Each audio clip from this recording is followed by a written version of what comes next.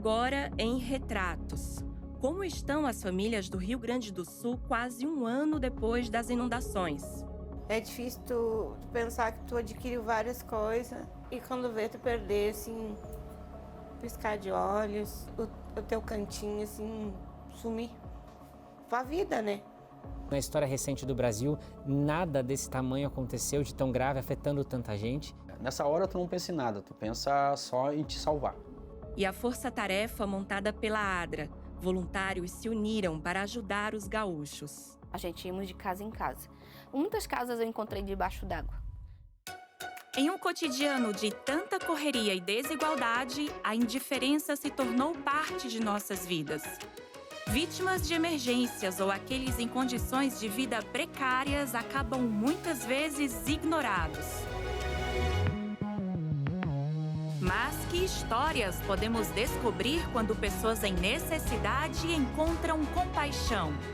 Eu sou Fernanda Beatriz e vou te mostrar biografias de vidas transformadas por uma segunda chance em Retratos, Histórias Não Contadas.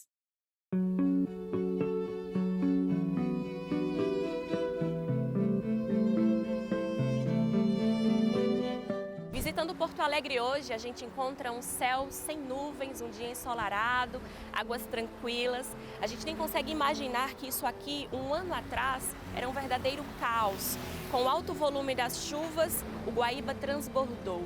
E todo o sistema de contenção que existe na cidade de Porto Alegre não foi suficiente para conter o avanço das águas sobre a cidade.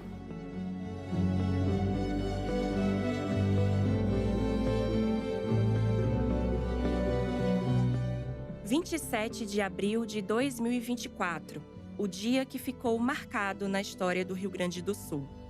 Era um sábado quando as chuvas começaram. Em menos de uma semana, caiu sobre o estado 30% do volume de água que era esperado para o ano inteiro. Esse desastre com certeza não tem precedentes. Na história recente do Brasil, nada desse tamanho aconteceu de tão grave, afetando tanta gente. O governo gaúcho classificou o acontecimento como a maior catástrofe climática da história do estado. 478 municípios foram atingidos. Diante desse cenário de emergência, o povo gaúcho contou com o apoio da ADRA, a Agência Adventista de Desenvolvimento e Recursos Assistenciais. Então nós procuramos a Defesa Civil, procuramos a Prefeitura, as secretarias que estão atuando ali e nos colocamos à disposição. A ADRA procura exatamente os parceiros governamentais para saber quais são as ações que eles estão fazendo, para que a gente não venha duplicar as ações. 442 mil pessoas tiveram que sair de casa. Dentre elas está Rosa. Quando ela viu a água invadir a sala, pegou imediatamente a filha e o neto e saiu sem rumo, deixando para trás a sua morada, conquistada com o esforço do trabalho de toda uma vida. Meu nome é Rosa Maria da Costa Fontoura, tenho 58 anos, moro em Porto Alegre. Por vários anos, Rosa precisou conciliar a criação dos 4 filhos com o trabalho. E durante muito tempo, ela cuidou também da mãe, que acabou falecendo de Alzheimer. Mas não foi fácil, não. Fazer faxina e chegar 11 horas da noite e sair no outro dia.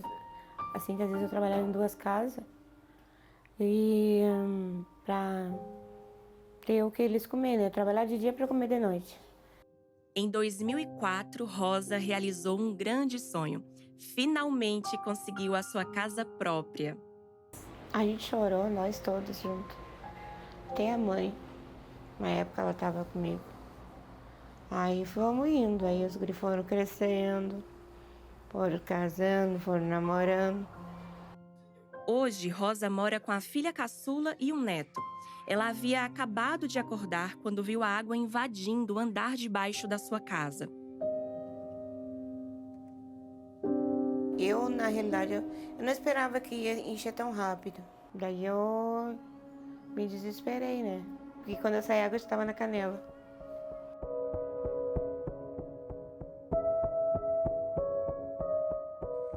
No momento da agonia, Rosa só pensou em pegar os documentos, colocou as crianças no colo e saiu de casa para pedir ajuda.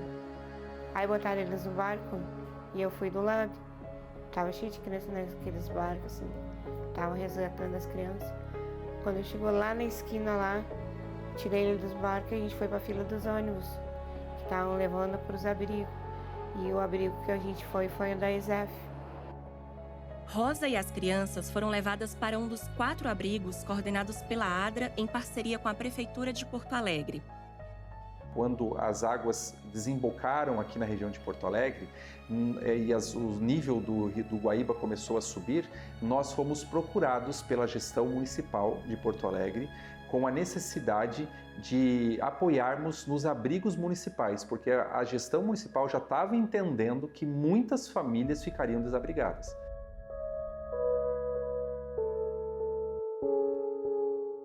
O nosso primeiro projeto foi um projeto de abrigamento.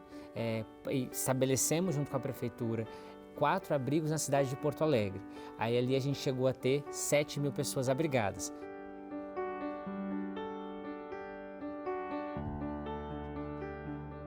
É meio estranho, quando chega num lugar tem 1.600 pessoas assim, e tu não conhece ninguém. Raro tu conhecer alguém. E muda a tua rotina.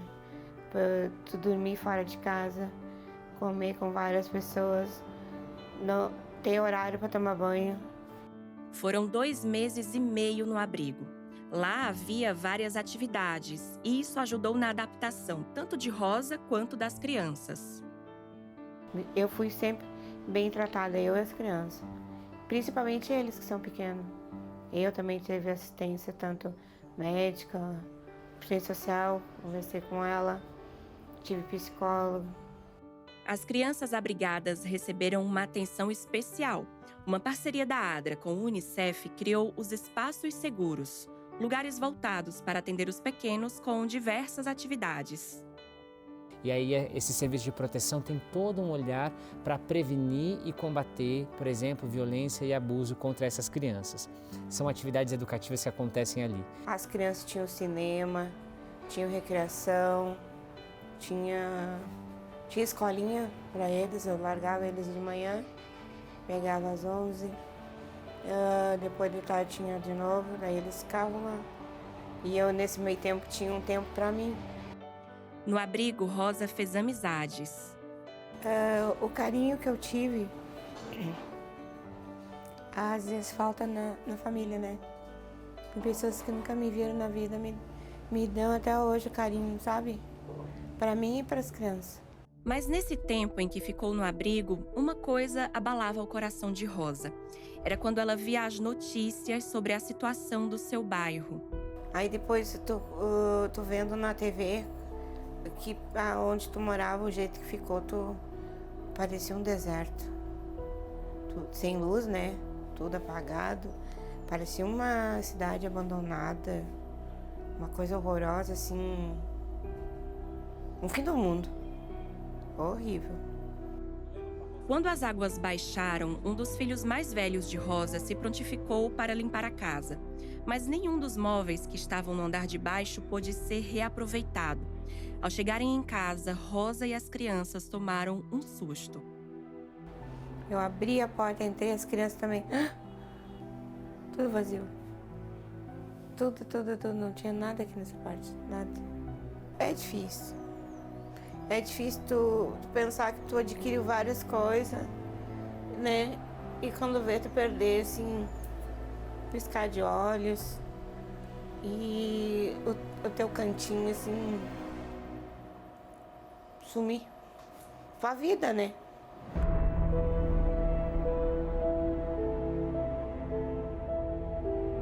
E as crianças procurando as coisas deles que ficavam para aqui para baixo.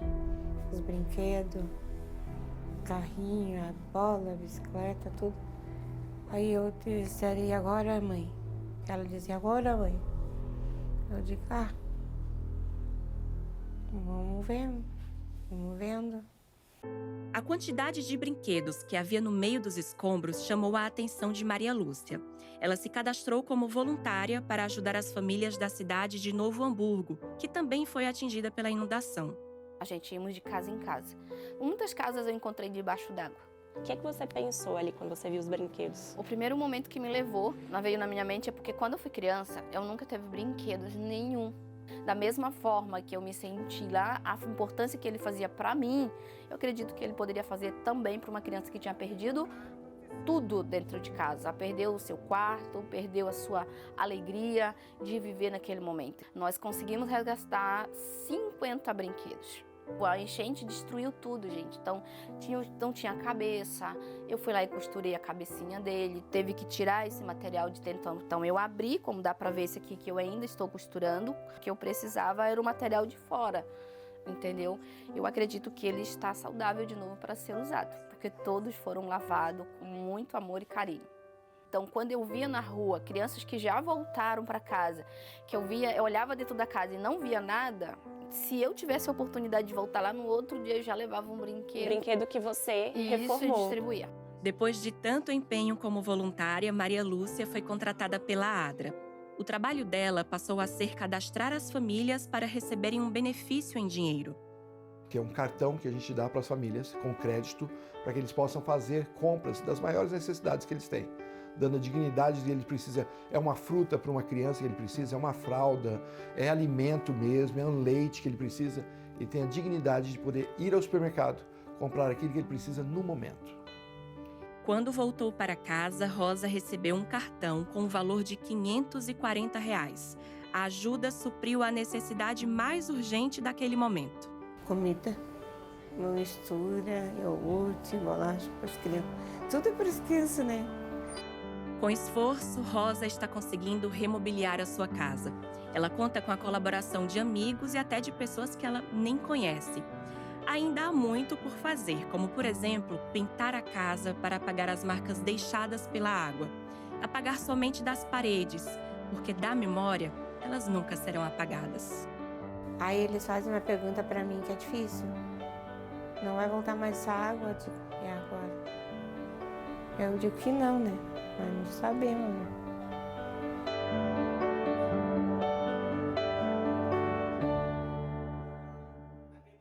No próximo bloco, a ADRA ajuda pequenos empreendedores a retomarem o seu negócio depois da enchente.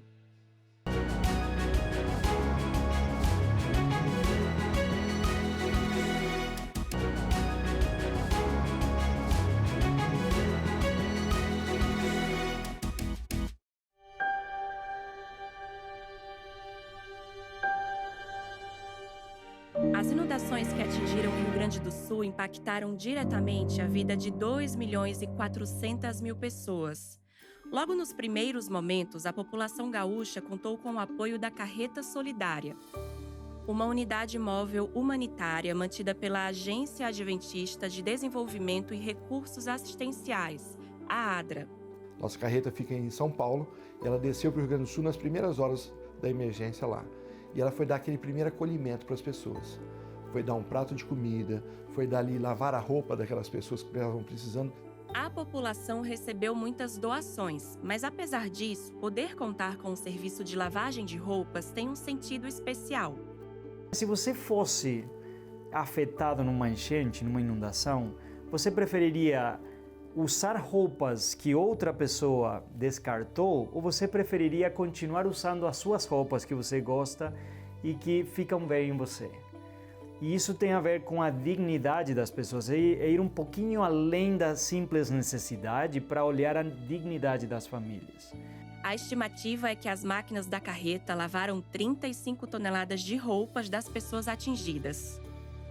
E ela foi direto para o município de Igrejinha, na região que faz parte da região, digamos, metropolitana de Porto Alegre. Depois de Igrejinha, ela se dirigiu então para São Leopoldo, passou por Canoas, por Porto Alegre, voltou para Novo Hamburgo. Ela se transformou num centro, num ponto de distribuição de doações. Distribuiu mais de 5.000 cestas básicas, mais de 500 colchões e é difícil falar os números específicos, mas olha só, foram mais de 3.000 litros de água distribuídos de água potável para as famílias, sem contar enxovais que a gente entregou com roupa de cama, brinquedos para crianças, isso tudo porque a comunidade, vendo ali a ADRA presente, confiava na gente também para fazer a distribuição responsável dessas doações. Mas o atendimento prestado nos primeiros dias das inundações foi apenas o começo. A jornada para ajudar a população gaúcha a voltar para casa foi longa e de muito trabalho. Nosso conceito na ADRA é a resposta somente termina quando a gente leva a pessoa afetada à realidade que aquela pessoa tinha antes do evento acontecer. E para isso pode demorar, em alguns contextos, muito tempo. Os recursos doados pelos parceiros da ADRA ajudaram também pequenos empreendedores a retomarem o seu negócio. A ADRA ela tem atuado de diversas formas, desde alguns projetos financiados por algumas instituições internacionais, quanto também a captação de recursos aqui dentro do país para poder oferecer às pessoas condições de reconstruírem suas vidas. A ajuda chegou até Marcelo, que é barbeiro e perdeu todos os equipamentos de trabalho na enchente. Meu nome é Marcelo Francisco Cezimbra, né? Eu tenho 43 anos e moro na cidade de São Leopoldo, Rio Grande do Sul. Hoje eu sou barbeiro profissional, né, na minha área e sou técnico em manutenção. A barbearia de Marcelo funciona na casa dele, na parte térrea, onde a água chegou até o teto. A única coisa que deu para salvar foi só a minha bancada mesmo que ficou de em pé ali. O resto foi tudo: lavatório, poltronas, produtos, maquinário, secador, lavatório, tudo que eu tinha eu perdi tudo, não deu para aproveitar nada. Esta não foi a primeira enchente que Marcelo enfrentou na vida. Ele cresceu vendo o bairro ser inundado algumas vezes, mas agora foi bem diferente. Que é a época de 80 a anos 90 ali, a enchente era água, só água. Era água pura, que é a água do rio que vinha, não era água de outras cidades. A água do rio aqui, que transbordava, simplesmente transbordava e enchia os bairros e tudo. Era água pura, não era que nem essa agora, que veio com lama, com óleo, com uma liga imensa que acabou destruindo tudo, né? A velocidade com a qual a água subiu também surpreendeu. Então foi uma coisa assim, tipo, muito rápida, né? E o pessoal, todo mundo começou a se apavorar e a gente em cima do telhado. Daí aqui a maioria das casas aqui são de 2 pisos. O pessoal no telhado em cima para ser resgatado na parte do sábado. Então a parte de baixo daqui da casa já estava dando mais ou menos no meu pescoço ali, mais ou menos a água, né? Então nós ficamos no 2º piso esperando o resgate. Nessa hora tu não pensa em nada, tu pensa só em te salvar.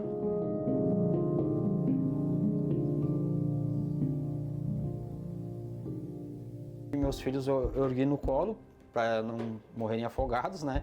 Saímos por baixo da nossa casa, né? O barco veio, encostou do lado ali, entramos no barco, daí eu e minha esposa saímos, né?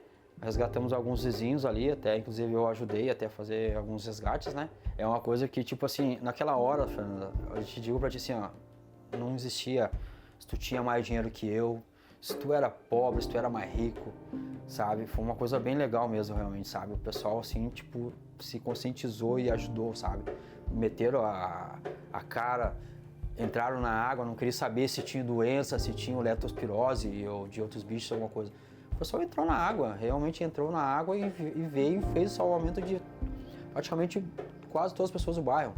Simplesmente tiveram condições, né, que tinha um barco, jet ski, e vieram e fizeram o resgate do pessoal.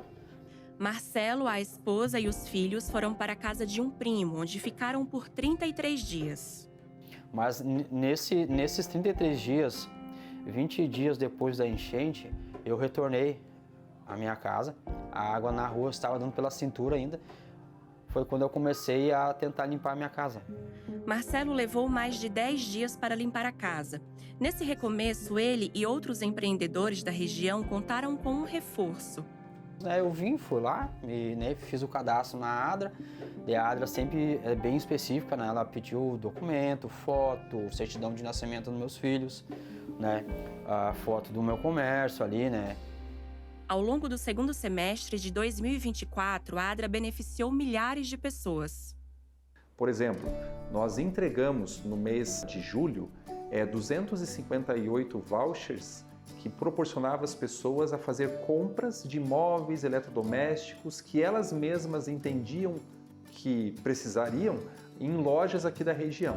Então nós fizemos isso. Nós também entregamos até o final do mês de julho 6.500 vouchers no valor de R$ 540 cada voucher para 6.500 famílias poderem comprar itens de alimentação e também itens de higiene. E estamos concluindo a entrega de 2.720 cartões, vouchers multipropósito, no valor de R$3.000 para 2.720 famílias. Tinha que ver a cara do pessoal quando eles falaram o valor, sabe? O pessoal ficou, assim, é um valor de R$3.000. E daí o pessoal, sabe? O pessoal ficou muito faceiro, muito, que realmente o pessoal que pegou mesmo, o pessoal que merecia e estava precisando realmente. Uma ajuda que chegou em boa hora. Com esse dinheiro a gente conseguiu cobrir uma boa parte dos nossos cartões e eu consegui comprar algumas coisas do salão também que eu estava precisando e também a gente comprou alimento, né? Eu comprei coisas para os meus 2 filhos também que a gente estava precisando, né? E produtos para a barbearia para mim recomeçar, né? Recomeçar de novo. Depois de ter passado já tudo aquilo ali, da enchente, ter perdido tudo, né? Com certeza foi uma ajuda bem boa que a Adra deu para nós, né? Então eu sou grato à Adra até hoje também, me ajudou bastante, né? Espero que a Adra consiga ajudar muitas famílias aí, né? E que Deus abençoe eles cada vez mais, né?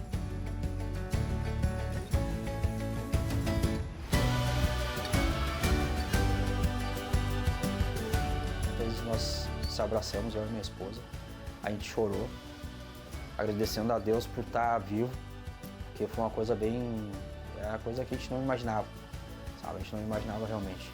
Abraçávamos nossos filhos e pedia para Deus a força para a gente poder recomeçar de novo. Estamos hoje recomeçando de novo, né? Graças a Deus, né? Espero que daqui para frente seja melhor. E é uma coisa que eu não desejo para ninguém, espero a Deus que nunca aconteça de novo. E foi bem traumatizante realmente.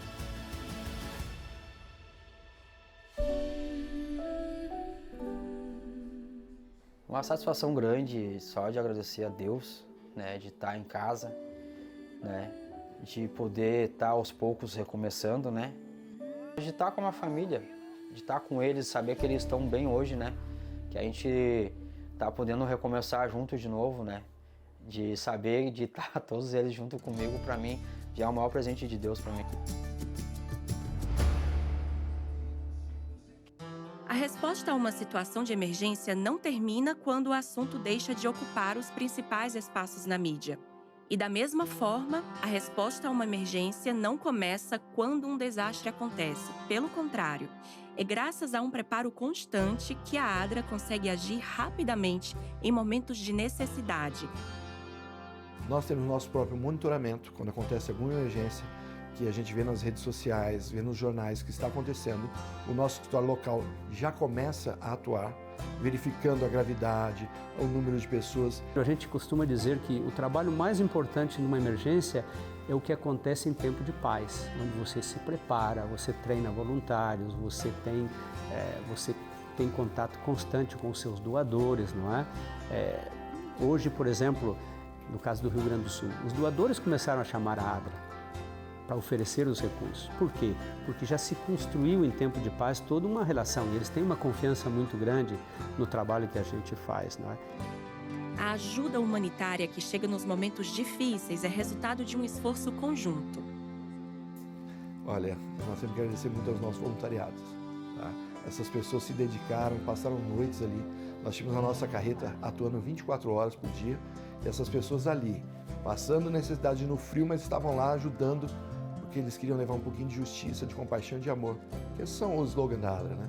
Nós precisamos levar a justiça de Deus para essas pessoas, o amor de Deus a eles e precisamos estar com a nossa compaixão com todos eles. Além de atuar e prestar apoio à população nesses momentos de calamidade, a Adra também realiza projetos em todo o Brasil que ajudam a desenvolver as comunidades e assim levar uma vida melhor para as pessoas e tirá-las da situação de vulnerabilidade. Se você deseja conhecer esses projetos e ver como ajudar, acesse o site adra.org.br e assim é possível que você se una a esse grande time e ajude também a transformar muitas vidas pelo Brasil.